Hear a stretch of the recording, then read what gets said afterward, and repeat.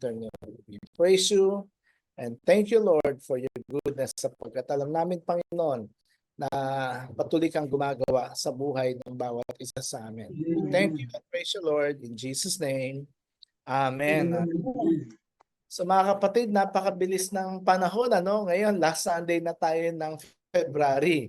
Next Sunday ay March na, unang linggo ng Marso at tayo ay magkakaroon ng panibagong serye ng ating pag-aaral from the Word of God. Ngayon po, magbe-break din tayo doon sa ating naging series tungkol sa pag-ibig, o ugnayan o relasyon. At minarapat po natin na yung pong hamon na binigay natin sa ating mga kapatiran dito sa Bulacan is the same challenge that we would like to present to us this afternoon bilang mga kapatid natin dito naman sa House of Refuge. Kung sa dyan sa Cebu, sa Isabela, sa Taiwan, or sa Montalban. So ang ilan sa mga kapatid natin ay hindi natin kasama ngayon due to some important family reasons. Sila Sister Lilia ay nandoon sa patay ng kanyang uncle at parang ngayon yata ang libing. But we also praise God. Last night we had Sister Lilia sa ating Bible study at purihin ng Panginoon kasi siya ay fully recovered at pinagalingan ng Panginoon. Bagamat meron mga further testing na gagawin sa kanya, pero naniniwala tayo sa kumpletong kagalingan ng Panginoon sa kanya. Amen? Amen. Para ito ng background ko, nakikita niyo ba yung nasa likuran ko? Ayan, hindi yan hindi yan virtual screen, totoo yan. So dito yan sa ating payak na simbahan dito sa San Jose del Monte, Bulacan. So ang akin po naging pagbabahagi kanina is about running the race. Alam niyo ba mga kapatid that the moment that we have accepted the Lord Jesus Christ sa buhay natin, ika nga po ang sabi ng Bible, tayo pong lahat ay nasa isang takbuhin. We were actually drafted sa isang takbuhin na hindi tayo nagpresenta, hindi tayo nag-volunteer, pero bahagi ng ating relasyon sa Panginoon is that when we accepted Him sa ating buhay bilang Panginoon at tagapagligtas, we were drafted. Tayo po ay isinalang o inilagay sa isang takbuhin ng buhay na ito. Alam naman natin na ang bawat runner o ang bawat atleta, meron silang mga specific goals sa kanilang mga buhay that they want to achieve while they are competing. And that is also the same with us. Dapat natin maintindihan na irregardless of our age, irregardless of our gender, tayo pong lahat ay tumatakbo. Amen po ba? Hindi tayo tumatakbo as in umiiwas, kundi we are running the race of faith. Tayo po ay nakikipag-compete sa isang takbuhin ng buhay at tayo po ay magwawagi lamang dito kapag ito po ay tinakbo natin ng merong kasamang pananampalataya. In Hebrews chapter 12 verses 1 and 2, meron pong mga pagtuturo na ibinigay si Apostle Pablo sa mga mananampalatayang Hebreo o yung mga Hudyo during that time with regards to running the race of faith.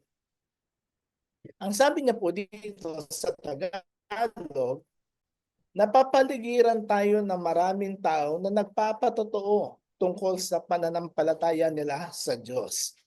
Kaya talikuran na natin. Kaya talikuran na natin ang kasalanang pumipigil sa atin at alisin na namang hadlang sa pagtakbo natin. Buong tiyaga tayo magpatuloy sa tinakda ng Diyos para sa atin. Verse 2, ituon natin ang ating paningin kay Jesus na siyang sandigan ng pananampalataya natin. Mula pa sa simula hanggang sa katapusan. Tiniis niya ang paghihirap sa krus at hindi niya ito ikinahiya. dahil iniisip niya ang kaligayahang naghihintay sa kanya. At ngayon nga ay nakaupo na siya sa kanan ng trono ng Diyos. So dito po mga kapatid ay makikita po natin ang ilan po sa mga hamon that the Apostle Paul was giving to the Hebrew believers during the time. And what we're saying, brothers and sisters, that ito pong mga salita ng Diyos na ito sa atin, bagamat ito po ay hindi direktang ibinigay sa atin, but somehow, ang mga salita pong ito ay merong spiritual significance or relevance in our days now. No, bagamat ito po ang unang mga recipient ay mga Hudyo. Of course, hindi naman Hudyo si Fe, hindi Hudyo si Ate Marlene, hindi Hudyo si Mildred, but somehow, because of our relationship with Jesus, no, meron po itong relevance, meron po itong significance sa buhay natin ngayon. Kaya nga ang hamon ni Apostle Pablo, sabi niya, since we are surrounded by such a huge crowd, sabi ni Apostle Pablo, ay magpatuloy tayo sa takbuhin ng buhay na ito. Tandaan po natin mga kapatid, sa iba't ibang panig ng Pilipinas, ang ating pong buhay bilang mananampalataya ay inilarawan ng Biblia sa isang takbuhin. Imaginein po ninyo ang sarili ninyo as if you are on a racetrack. No? Nandun ka sa isang malaking stadium. At sabi rito, maraming mga tao, bukod sa mga players, bukod sa mga atleta, maraming mga tao na nanonood doon sa loob ng stadium na yon. Kaya nga mga kapatid, we have to imagine ourselves, no, competing in a race. Sapagkat sabi po rito, ang buhay natin ay parang isang takbuhin. And the Bible is encouraging us na tayo po ay tumakbo ng merong pagtitiyaga at pagtitiis. Na habang tayo po ay tumatakbo, we have to focus our eyes on Jesus. Mahalaga po na malaman natin na ang takbuhin ay hindi pabilisan, kundi ito ay pangmatagalan. Merong kasamang pagtitiis, merong kasamang pagpapasensya. You have to be faithful in your run. At ang mahalaga po, hindi yung mauna ka, kundi yung matapos mo ang takbuhin inilatag sa buhay mo. Sino ho ang gustong matapos na ang buhay niya sa takbuhin? I'm sure wala siguro na sasabi sa inyo, Pastor, gusto ko nang mamatay para tapos na yung takbuhin ko. Wala yata magbo-volunteer na gano'n, di ba? Kasi somehow, lahat tayo, we want to compete on that race of life. Tandaan, kapatid, na ang mahalaga, hindi yung mauna ka, kundi nagtiyaga ka ba, naging matapat ka ba, at natapos mo ba ng tama ang takbuhin na ito. Kaya mga kapatid, how should we, no? Ang tanong po natin ngayong hapon, paano ba natin tatakbuhin ang takbuhin ng buhay na ito na inilatag ng Diyos sa atin? What are the things that we have to remember? What are the things that we have to understand? So that each one of us, ang bawat isa po sa atin, will be able to run the race that was set before us. Himay-himayin natin ang Hebrews 12:1 and 2.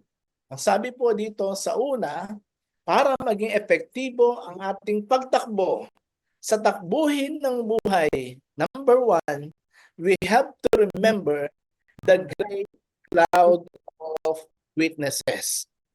Tandaan daw po natin mga kapatid na sa ating pagtakbo ay merong napakaraming mga taong nanonood sa. Ito po ang sabi sa verse 1. Ang sabi po rito, tayo ay napapaligiran ng maraming tao.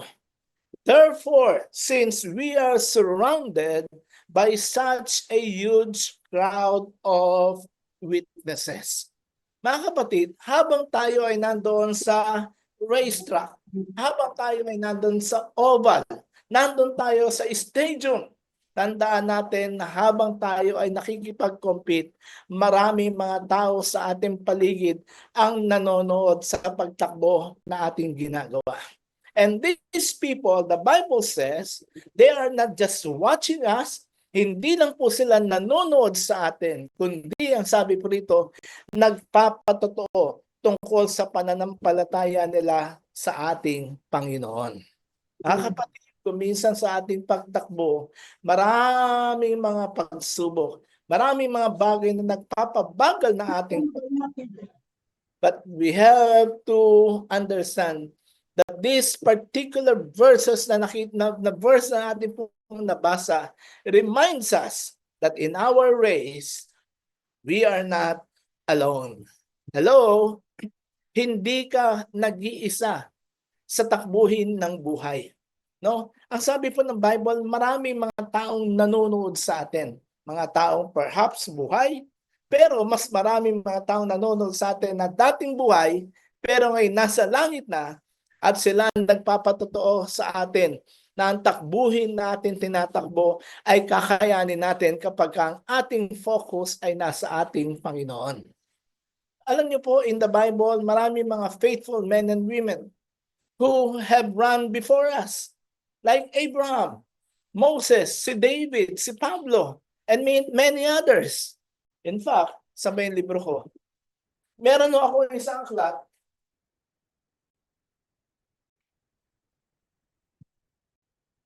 Ito po ay isang aklat ng mga kwento ng iba't ibang mga Kristiyano sa iba't ibang panig ng mundo na inuusig because of their faith. And these people, some of them are still alive, but some of them have already died. Bakit sila namatay? Namatay sila because of their faith in Jesus. And tandaan po natin na habang tayo po mga buhay ay patuloy na tumatakbo sa takbuhin ng buhay nito, meron ng mga taong nanonood sa atin na sabi, napakarami mga taong nagpapatotoo ng kanilang pananampalataya sa Diyos. As if telling us, kung kami nga hindi sumuko, kayo ba susuko sa inyong pananampalataya kay Lord? No way! Because ang buhay nila ng mga naging bayani ito ng pananampalataya serves as an encouragement for us na kahit na merong mga kahirapan, merong mga pagsubok, mga kapatid, pwede natin matapos ang takbuhin. Amen po ba? No? Kailangan lang na tuloy-tuloy ang pagtakbo. There are stories. Yun 365 stories ng mga martyrs na ito, mga Christian martyrs, ay nagbibigay sa atin ng inspirasyon para tayo pong mga hindi inuusig, manatiling tapat at magtiwala sa pangako ng Diyos sa ating mga buhay. So the Apostle Paul is telling us, there is such a huge crowd of witnesses.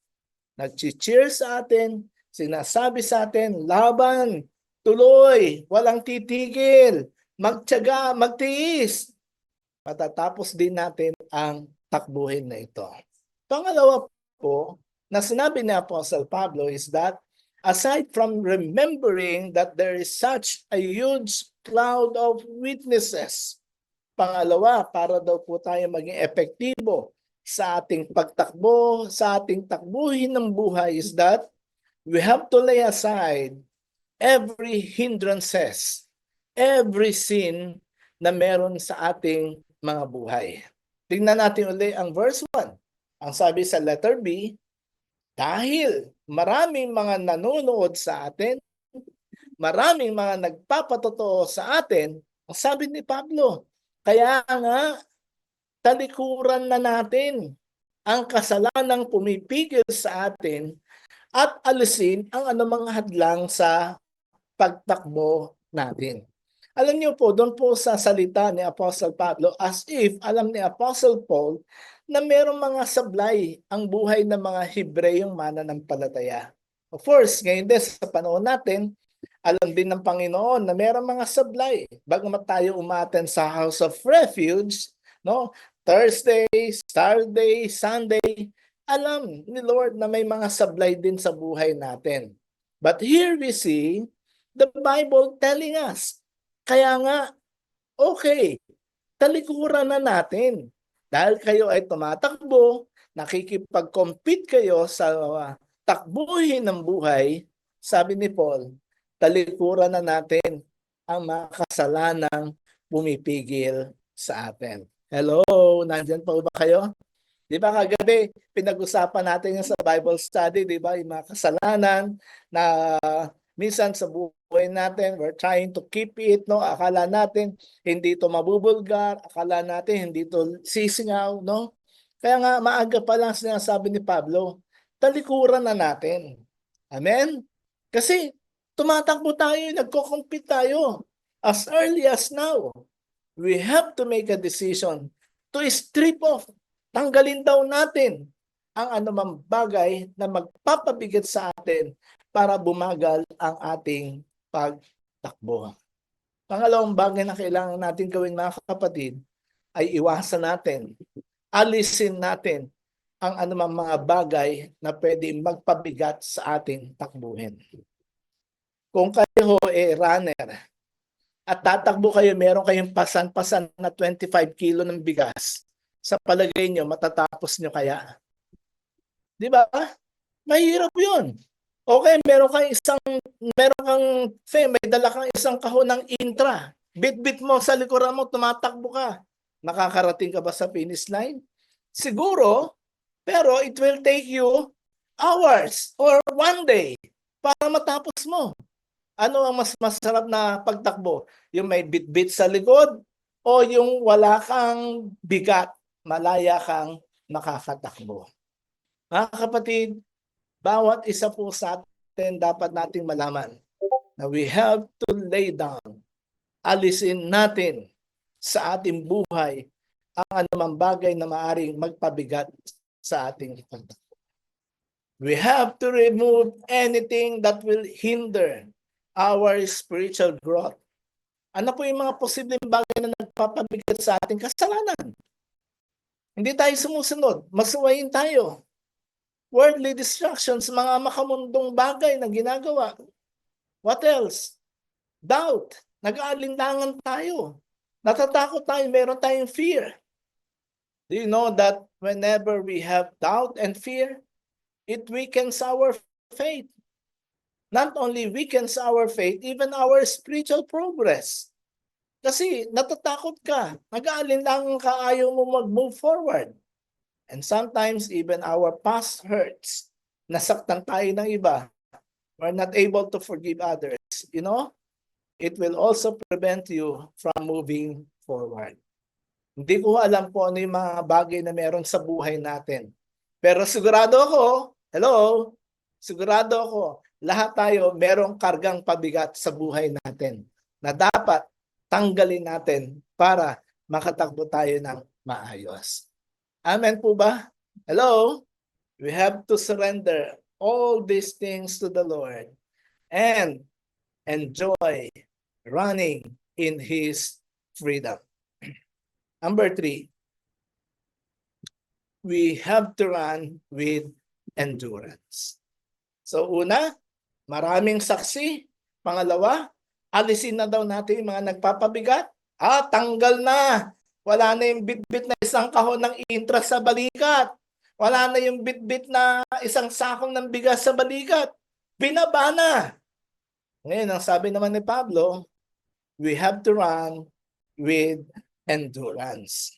No? Ano ba yung endurance sa Tagalog? Patibayan. Yung matira-matibay, sabi nga nila. So sabi po rito sa verse 2, buong tiyaga tayo. Verse 1, letter C yata ito. Buong tiyaga tayong magpatuloy sa takbuhing itinalaga ng Diyos para sa atin. Wow, ang ganda mga kapatid. Ibig sabihin, it is the Lord. Si Lord na nagbigay ng race sa buhay mo.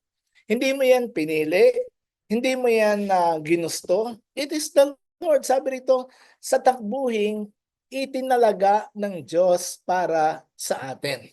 That is why God knew, alam ng Panginoon, it's not going to be easy. Hindi magiging madali, mga kapatid. Sino ba naman ang sa simula, ini-enjoy mong tumakbo? Ngayon nga, sabi ng asawa ko, mag-walk na kami, tatakbo, parang iisipin ko pa lang, naku, masakit sa katawan, di ba? Siyempre, iba na yung mga runner talaga na pangmatagalan. Pero tayo mga somehow, newbies, no, bago, no, we are being told, sa buhay natin, buong tiyaga tayo na magpatuloy. Let us run with endurance. Kasi nga po, alam ni Lord na sa pagtakbo natin, maraming mga balakid tayong dadaanan. Itong takbo na ito na binabanggit sa Bible, hindi siya marathon. Di ba yung marathon, pang mahabaan yun, pabilisan. Let's say 2 kilometers, 5 kilometers, talagang pabilisan ng takbo yun. Dito ho, sprint, no? Meron siyang certain number of yung distance, yung meters niya. Pero hindi sinasabi na mag-uunahan kayo, no? Kundi ang mahalaga, matapos mo yung takbuhin na ibinigay sa iyo. Let's say if you're given a 1,000 meters, you have to finish that. Whether madali o mahirap, pero kailangan tapusin mo yun. And the same thing with our Christian life. Ang ating pong goal sa pagtakbo ay lumago tayo sa pananampalataya. And for us to experience growth in our lives, it requires for us to have, ano po sabi dyan? Dapat meron kang patience. Mahaba ang pisi ng pasensya. Mahaba ang pisi ng paghihintay. Hindi yung nagmamadali. No, tandaan po natin mga kapatid that we have to trust God for His timing on our journey. Kung minsan kaya tayo napapahamak kasi nagsushortcut tayo. Minamadali natin yung mga bagay na pinapagawa ni Lord sa atin. No? Gumagawa tayo ng mga paraan ayon sa sariling alam natin. Mga kapatid, we have to be patient. Amen ba? Sabi mo sa sarili mo, I will be patient. Diba? Magpapasensya ako, maghihintay ako ng tamang panahon ni Lord sa aking paglalakbay. Pangalawa, we also have to have perseverance. O yung pagtitiis. Kuminsan sa pagtakbo natin sa buhay, we face several forms of trials. No? Marami mga pagsubok, nagpapatigil, nagpapabagal ng pagtakbo natin. Minsan meron tayong mga financial issues sa buhay, meron tayong mga relational issues, meron tayong mga emotional issues, physical issues ng ating buhay. Most of the time, mga kapatid, ang mga issues na magpapabagal sa atin. But the Bible is telling us, we have to persevere. Magtiyaga tayo, magtiis tayo habang tayo ay tumatakbo sa takbuhin ng buhay. We have, no, kinakailangan po na sa pagharap natin ng mga pagsubok, we have to keep on pressing hard. No, walang iwanan, walang titigil, walang ayawan sa takbuhin na binigay ng Diyos para sa atin. And of course, as we run the race, we have to discipline ourselves. Alam niyo ang mga atleta, hindi lang sila naghahanda para sa actual. Ang preparation nila months before ng contest, months before or even years before ng competition. Katakot-takot ang disiplina that they have to do. And for us mga kapatid, para maging epektibo tayong manlalaro ng takbuhin ng buhay, we have to discipline ourselves. Because spiritual growth comes only through prayer, worship, and studying the Word. Kahit attend ka ng House of Refuge, pero you don't pray, you don't worship, you don't study the Word, hindi ka mag-grow, hindi ka lalago. Amen po ba? Kaya mahalaga na tumakbo tayo na may pagtsatsaga at may disiplina.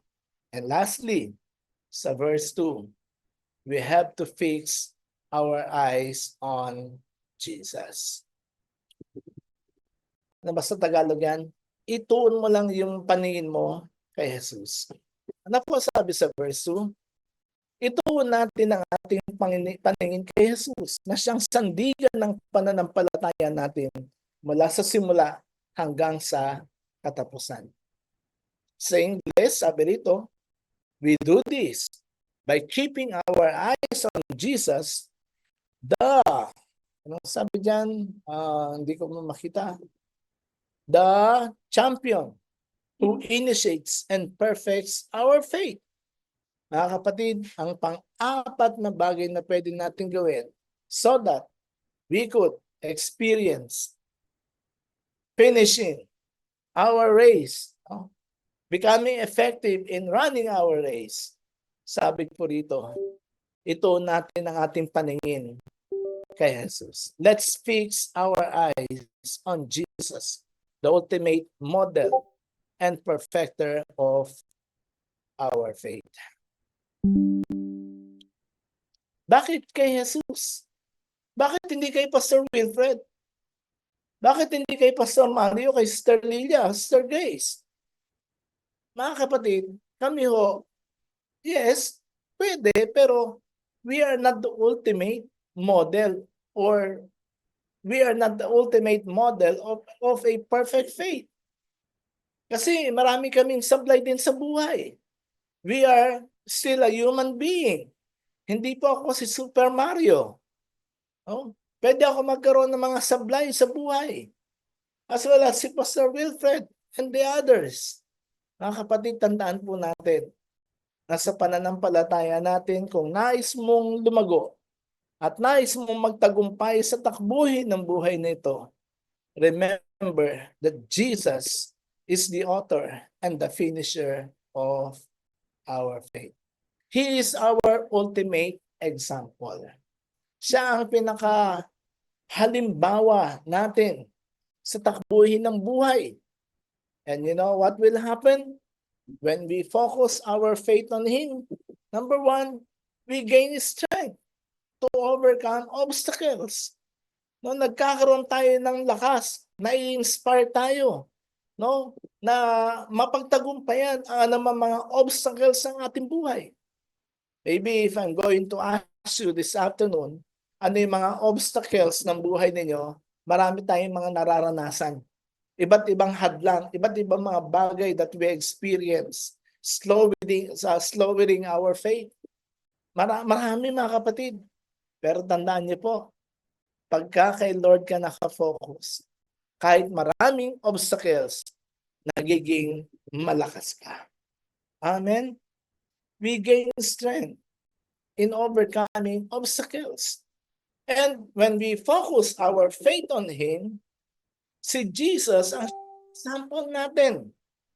And we are being reminded of the joy that is set before us. Alam niyo si Lord, di ba, sa verse 2 na binasa natin, marami siyang pinagdaan ng hirap, tiniis niya. Eh ngayon, where is He? The Bible says that He is seated now on the right hand of the Father. Ibig sabihin, merong pangako sa lahat ng makakapagtiis, sa lahat ng magtatagumpay, meron pangakong gantimpala si Lord. Sino ang may gusto ng gantimpala? Siyempre, di ba? We want reward. We want a crown. We want a promise.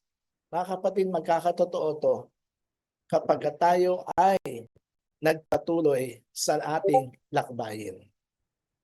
And when we focus our faith on Him, hindi tayo napapagod. Hindi tayo nawawalan ng gana because our hope is in the Lord Jesus. Siguro kung sa akin kayo aasa, pwede pa kayo mapagod eh. Kasi ako nga napapagod eh. Kung kayo sa akin aasa, pwede kayong manghihina kasi nanghihina din ako. Hello? Pero si Lord hindi. Kaya nga siya ang ating pag-asa. Mga kapatid, hindi madali ang takbuhin, pero kaya natin magtagumpay. So my challenge for us today is, no matter how life gets, gaano man maging kahirap ang buhay, Huwag kang susuko. Sabihin mo nga sa sarili mo, hindi ako susuko. Hindi ako bibitaw. Hindi ako manghihina. Mga kapatid, no matter how life gets, we don't give up because we have Jesus in our hearts. When we focus on Him, sabi ng Bible, tutulungan niya tayo na matapos ang takbuhin ng buhay na ito. Nandiyan na yung finish line eh, baka nakikita mo na. Tandaan mo that God has prepared a reward. Naalala ko nung years ago, sumali kami sa marathon yata doon sa aming subdivision sa Don Enrique. Ewan ko, pang ilang kami. Siguro sa dami-dami, baka kami pang 30, pang 40. Somehow, natapos namin yung takbuhin. Tapos, may medalya. No? Nabigyan ng reward, ng award, na finisher. At least, hindi ka man nauna, but you're able to finish it. Mga kapatid, let us run the race with endurance. Takbuhin natin, huwag tayong susuko. Minsan, baka akala nyo, pag umaten kayo sa House of Refuge, hindi na kayo magkakaproblema, hindi na kayo magkakasakit. That's a lie. Kasi nangalingan ho yun. Pwede pa rin tayo magkaroon ng mga challenges. Pwede pa rin tayo magkasakit. Pwede tayo ma-hospital. Pwede tayo magkaroon ng kakulangan. But the thing is, we are being told, run the race with endurance. Tiyagain mo. And the most important is that we have to keep our eyes on Jesus. Mga kapatid, ang sarap matapos ang takbuhin ng buhay. Na pag natapos natin, sasabihin ni Lord sa atin, welcome, my good and faithful servant. Our challenge today is that let's keep on running. Keep running. Keep running. Mahirap, madapa ka. Keep running. Mapagod ka. Get up. Keep running. Huwag kang umayaw. Kasi pag umayaw ka, wala kang gantimpalang makakamit mula kay Jesus being the author and the finisher of our faith. House of Refuge, keep running. Keep running. Keep running for the glory of God. Let's pray. Lord, marami pong salamat for challenging our faith this afternoon that we have to keep on running. Keep on running because we have you in our hearts and we focus our faith being the author and the perfecter of our faith. Salamat po kung meron man sa amin napapagod na sa buhay, napapagod na sa pagtakbo ng buhay na ito. Lord, paalala niyo po sa kanila na dapat ang kanilang pananampalataya ay nakatuon lamang sa iyo. Alisin ang namang mga balakid ng aming buhay so that we continue moving forward and keep on running. Keep on running. Keep on running. In Jesus' name. Amen. Praise God. Magandang hapon po sa atin lahat. Praise God. Maraming salamat po, Pastor, sa isang mga napakagandang kapahayagan sa hapon ito. Tunay na walang tagumpay, walang masarap na tagumpay kung walang kasamang pagtitiis. Amen. At pagtsatsaga. Talaga nga naman. Kung tayo nga sa pagtatrabaho, di po ba may kasamang pagtitiis, pagtsatsaga para magkaroon tayo ng katagumpayan. Makamta natin yung ating mga ninanais. Mas lalo na po pag tayo po ay nakatuon sa Panginoon. Mas tagumpay tayo kapag kasama natin ang Panginoon. Hallelujah, purihin po ang Panginoon. Maraming po salamat, Pastor. At sa hapon po naman ito, tayo po ay magpapatuloy na uli. Tayo po ay darako na po sa ating prayer for the UPGs. Sa pangunguna po ni Sister Grace. Amen. Wala po si Sister Grace. At Ako na po ang sasalo ng kanyang prayer for the persecuted church. Ang atin pong persecuted church ngayon ay ang bansang Eritrea. Ito po, ang bansa po ito ay nakakaranas din po ng mga pag-uusig at saka meron po yung mga underground churches na nagtatago po sila at may mga Christians po na nakukulong dahil sa kanilang pananampalataya. Wala pong kalayaan ang religion doon. At tayo po ay manalangin, mga kapatid. Panginoon, amang makapangyarihan sa lahat, patuloy po kaming lumalapit sa iyo na may pagpapakumbaba, Lord. Dinudulong po namin sa iyo, Panginoon, ang bansang Eritrea na kung saan may mga underground churches po, Panginoon. Dinadalangin po namin ang iyong proteksyon at karunungan sa mga leaders at mga member nito, Panginoon, upang patuloy silang sumamba, lumago ang kanilang pananampalataya sa iyo. Panginoon, bigyan mo po sila ng katatagan at kalakasan sa kabila ng kanilang mga pagsubok, mga pag-uusig na kanilang nararanasan. At Lord, hipuin mo po ang puso ng mga namumuno sa bansang Eritrea upang kilalanin ang kalayaan ng relihiyon at itigil na po ang mga pagmamalupit ng mga kapatid naming mananampalataya sa iyo. Lord God, dalangin din po namin, Panginoon, ang mga Kristiyanong nakulong dahil sa kanilang pananampalataya. Bigyan mo po sila ng lakas at ng tibay ng loob, Lord. Hiniling po namin sa iyo ang kanilang agarang paglaya upang makapiling ang kanilang pamilya at makabalik na po sila sa kanilang komunidad, Lord.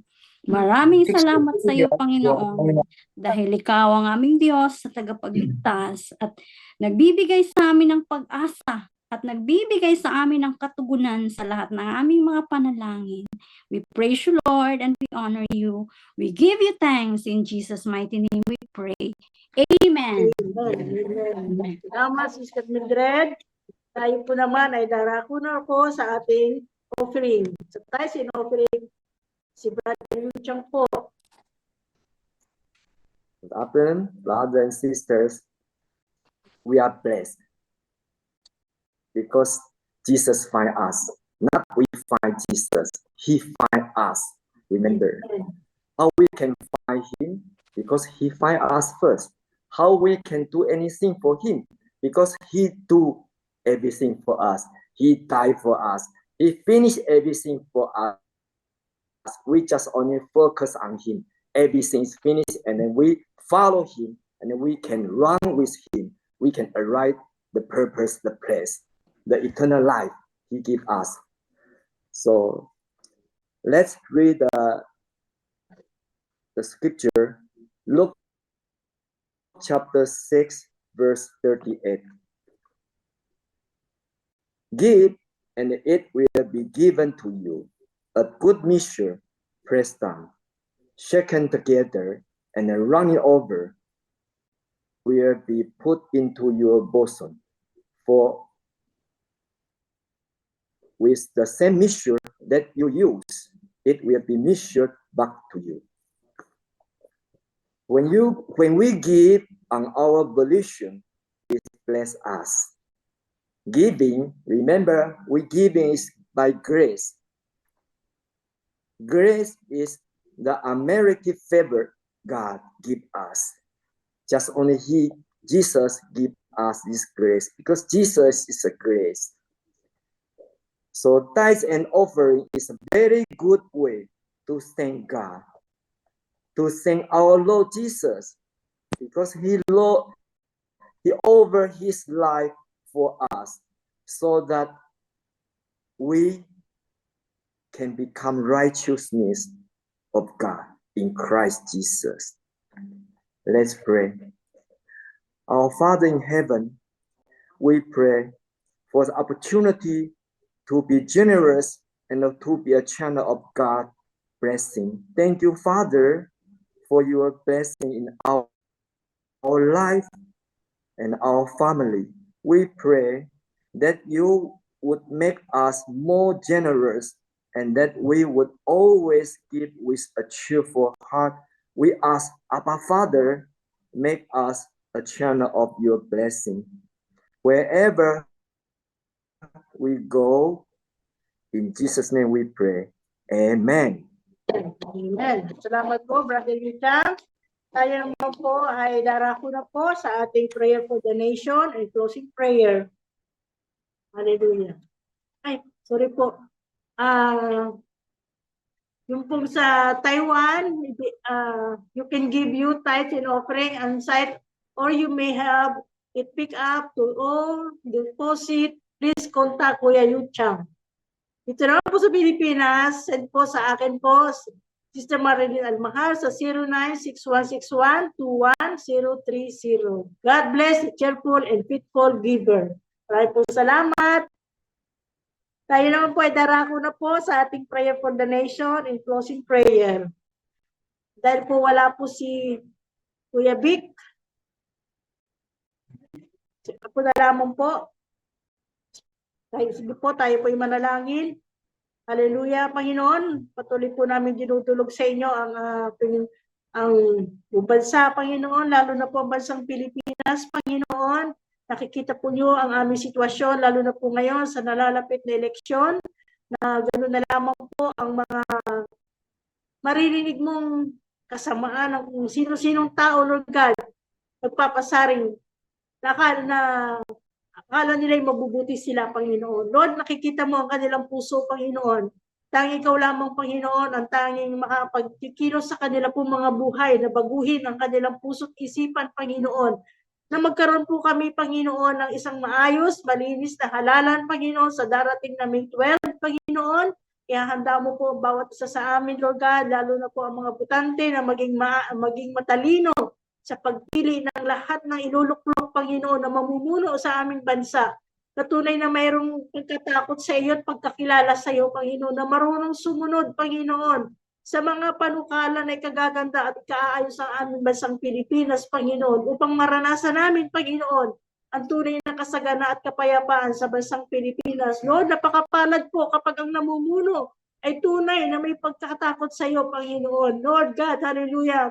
Tunay na magagalak po, Panginoon, ang mga constituent, Panginoon, ng lahat ng namumuno, lalo-lalo na po, maging sa national at local government, Panginoon. Lord, dalangin po namin na ikaw siyang patuloy na kumilos sa bawat isa, Panginoon, lalo-lalo na po sa mga tatakbong kandidato, Panginoon, na maging malinis po ang kanilang hangarin, Panginoon, sa aming bansang Pilipinas, Panginoon.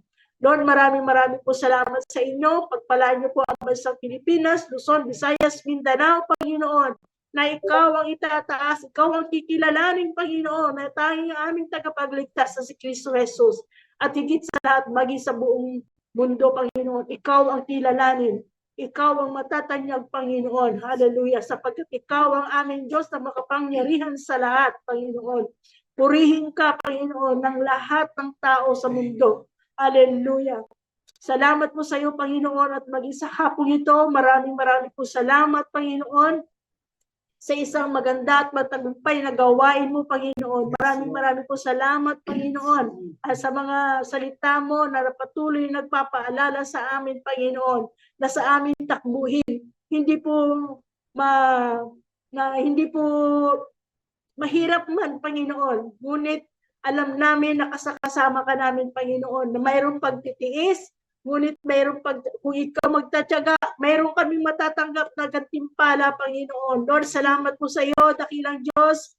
Tulungan mo po kami, Panginoon, kung kami po pinanghihinaan na, kung kami po, Panginoon, ay nakaalinlangan, Panginoon.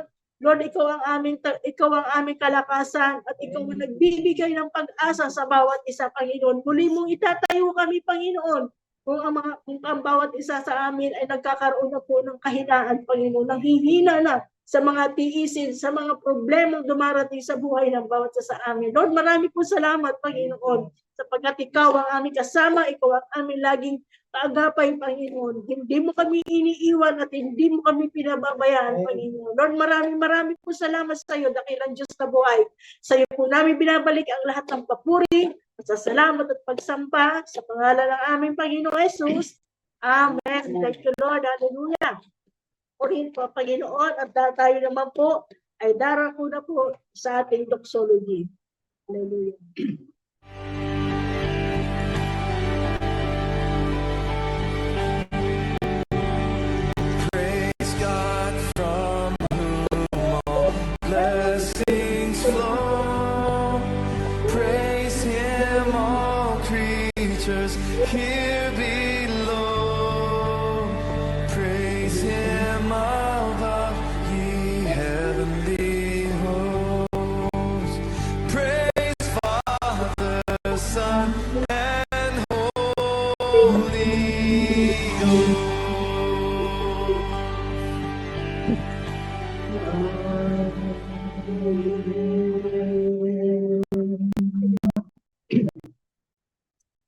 Hallelujah. Tayo po ay manalangin. Panginoon, kami po ay patuloy na nagpapasalamat, nagpupuri sa hapong ito. Salamat po sa isang napakagandang mensahe. Dalangin po namin, Panginoon, na sa pangalan po ng aming Panginoong Yesus, ang anak mo na ginamit mo, patuloy mo nga pong pagpalain at ingatan sampu ng kanya pong mga mahal sa buhay po, Panginoon. Kaya sa oras na ito, kami po ay sama-samang patuloy na itinataas ka sa puso at isipan ng bawat isa sa amin upang kami makatakbo, Panginoon, hanggang sa dulo po, Panginoon. Kaya sa pangalan po ng aming Panginoong Yesus, ikaw po magbibigay ng lakas sa bawat isa sa amin. Ikaw magbibigay ng pasensya po, Panginoon, sa buhay po ng bawat isa sa amin. Sa aming pagtakbo, Panginoon, maituon po namin ang aming puso at isipan sa iyo, Diyos, sapagkat ikaw lamang po, hallelujah, ang katanggumpayan ng buhay po ng bawat isa sa amin. Kaya sa pangalan po ng aming Panginoong Yesus, bigyan mo po kami ng kalakasan upang mapagtagumpayan ang takbuhin ng aming pong pananampalataya sa iyo pong harapan. Lord, maraming pong salamat. Pagpapalain mo po ang buhay ng bawat pamilya na walang sawang patuloy na nakapokus sa iyo, Panginoon. Tulungan mo kami kahit sa mga kabigatan, ito ay maging magaan sa aming pong mga balikat sapagkat kami nakapokus sa iyo, Panginoon. Salamat, napakabuti mo at higit sa lahat sa bawat mga salita na walang sawang patuloy mo pong ipinararating sa buhay po ng bawat isa sa amin at ito ay kalakasan ng bawat isa sa amin. Salamat po sa iyo. Maraming pong salamat. Pagpalain mo at patuloy na pagpalain ang bawat mga pamilya dito po sa House of Refuge, Panginoon. Salamat po sa iyo. Napakabuti mo. Marami pong salamat sa pangalan po ng aming Panginoong Yesus. Amen. Amen. Amen. Amen. Thank you, Lord. Hallelujah. Amen. Mga kapatid, bago tayo tuluyang magwakas, mayroon ng prayer request. I believe, Bel, pamangkin mo ba yun, Bel? Anong problema ng May pneumonia po. anong pangalan niya? Andre Cunanan po. Okay, Kunanan. At saka sa atin, Nori, meron ding prayer request yung kanyang hipag na si Raquel Orozco sa critical ngayong oras na ito. Sige po, tayo manalangin. Panalangin natin ang dalawang taong ito. Panginoon, lumalapit po kami sa inyo at naming sama-sama itinataas sa pananampalataya si Ate Raquel Orozco na ngayon po ay nasa critical condition, perhaps nasa hospital. Hindi namin alam ang tunay na kalagayan o yung kanyang sitwasyon ngayon. But one thing that we know, Lord God, is that, Lord, kaya mo siyang abutin ng inyong mapagpalang kamay, ng inyong himala, na kung inyo pong kalooban ay pagalingin po ninyo siya. Bigyan niyo po siya taong pang mabuhay upang siya ay magkaroon ng personal na kaugnayan. Tulad ni Ate Nori, ay ang inyo pong pag-ibig ang siyang maranasan niya sa kanyang buhay. Kaya po iniling namin, Panginoon, that at this very moment that you will stretch forth your mighty hand of healing, Lord, kay Ate Raquel. Nagkakatiwala po namin ang kanyang buhay sa inyo. Alam po namin, Panginoon, na ikaw ang lubos na nakababatid ng buhay ng bawat isa sa amin. Pinapanalangin din namin sa inyo si Dave, na meron pong si Andre, na meron pong Andre Cunanan, na merong pneumonia. Panginoon, dalangin po namin na inyo rin pong abutin siya ng inyong habag, ng kagalingan, Panginoon, ay pagkaloob niyo po sa kanya. Lord, ibalik mo po sa normal ang kanyang katawan. Alisin mo ang mga bacteria, Lord, na nagiging sanhi ng kanyang pneumonia. In the name of Jesus, Lord. Lord, we claim that by the stripes of the Lord Jesus Christ, kami ay pinagaling sa aming karamdaman. Gawan mo po wala ang mga magulang, mga kamag-anak, Lord, ni Bel, na pakita mo po, Panginoon, ang inyong kapangyarihan na kaya magpagaling sa aming mga karamdaman. Salamat po at sa bawat isa sa amin na maaaring meron din mga karamdaman, Lord, nasa kanya-kanya kami mga lugar, sa aming mga tahanan, sa kwarto.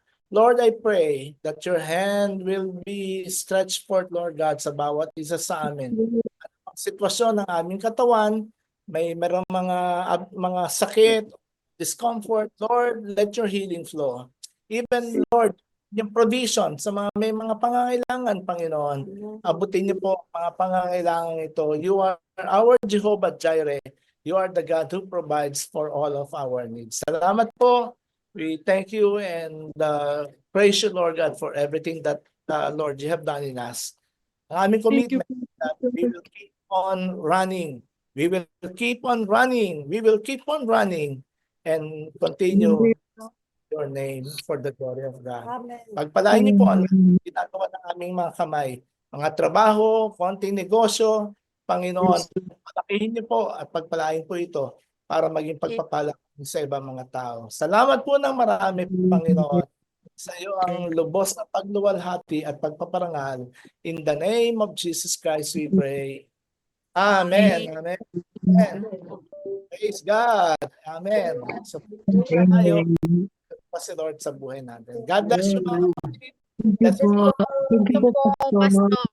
Salamat po. God bless you. See you on Thursday. God bless. Thank you po. So, please pray for us. Thank you, Pe. Ano ba yung kinakain niyo ni Nanay Isabel? Kanin po. Tagalian pa ko. Okay. Bye. Cebu, kita tayo next month. God willing. Next month, kita-kita tayo, Cebu. God bless you. Amen. Bye-bye. Bye po.